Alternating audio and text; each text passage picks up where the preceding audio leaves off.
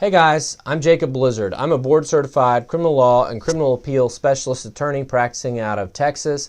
Today I'm continuing to talk to you about the 2255 motion to vacate judgment or writ of habeas corpus in federal court. If you have a loved one incarcerated in federal prison, this applies to you. Your loved one and you should be pursuing this relief as soon as possible because the timeline is running. If you haven't watched my video on the timelines involved, make sure to watch that video. It's very informative about how fast this process goes. When you are doing this on your own or you're looking to hire a lawyer, whatever you are thinking about doing there, you need to act fast because the timelines run very quickly. And today I just want to emphasize that and talk to you about what is all happening in that time and how you can prolong that timeline. So when we're hired to do a writ for someone, whether it's a state writ or a 2255 federal writ like this, there's a whole process that goes into it. And so whether you're doing it on your own or you're hiring an attorney out there to do it, there's a process that you have to go through to even get you ready to the point to be able to prepare the motion itself. You have to gather the records. That's the first thing you want to do. You want to get a copy of everything that your trial counsel and appellate counsel, if you had appellate counsel, you want to get a copy of everything in their file. Send them a letter. Says, I want a copy of my file. Please send it to me immediately. And get that copy so you can start reviewing what they had in front of them to see what mistakes they may have made in their representation of you. You also want to get a copy of the government's file.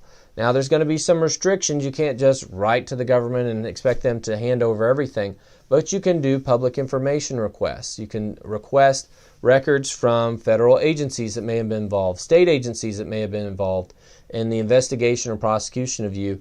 You can go to those directly, and you can do open records requests to the U.S. Attorney's Office or Department of Justice entity that was involved in your case. The best method to get most of the things you're going to find in the government's file, though, is through the defense attorney's file, because the defense attorney will have had all of the police reports, the body cam footage, the interviews, the witness statements, all of those things. That's the very first thing you want to do when you're looking at pursuing the federal writ process here. Then you're going to comb through those records. You're going to be looking side by side on that defense record and the prosecutor's record. What do I see here that just doesn't look right, doesn't feel right? Am I seeing ineffective assistance of counsel, something the lawyer should have done that he didn't do, or that he did that was wrong?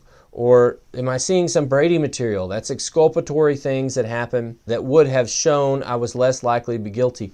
They're in the prosecutor's file. They're not in the defense file. And so it's more likely that I would have been found not guilty had this person provided that information. That's a Brady violation. Is there some due process violation?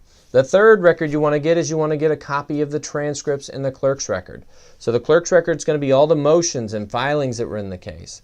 So you're going to get a copy of the indictment, the charging instrument, the motions that were filed in the case, the discovery motions, the responses, the motions to suppress, everything like that, all the orders of the court, the pre-sentence documents, pre-sentence reports, objections, responses, addendums, all that. You want to get all that. That's all from the clerk's record.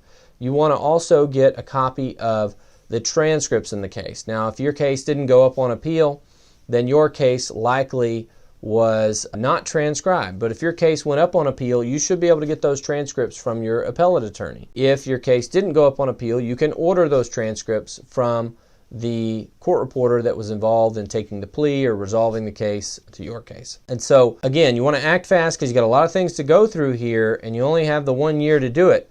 So the last thing I'll leave you with is there's always a benefit to prolonging the process of your conviction being final as long as possible to give you that extra time to try to pursue the 2255, because you can be gathering those records, you can be working on identifying issues as you're going along in the appeals. Everyone can appeal your conviction, even if you pled guilty. Maybe it's dismissed as frivolous, but you can file an appeal in every case, and that's going to buy you some more time because your conviction isn't final until the appeal is resolved. And so that may buy you another 6 months, 9 months. So then when that is resolved, then the 1 year starts. So you want to prolong that process as much as possible if you can. And to the extent you think you may not have a valid appeal, you can pursue it with a court-appointed attorney, or you could do it on your own. That may be that the court-appointed attorney or whoever it is winds up filing the Anders brief, but they're obligated to do that to look at the case to see if there's any appellate points that could be asserted. Even if you waived appeal, you can still pursue the 2255. I'm going to talk to you about that in another video, but be diligent in pursuing your rights because the federal government does not want to give them back to you. So be diligent, pursue it. If you have questions about this video, feel free to comment below and watch our YouTube channel, download our guide. Thanks for watching. We appreciate you. Take care.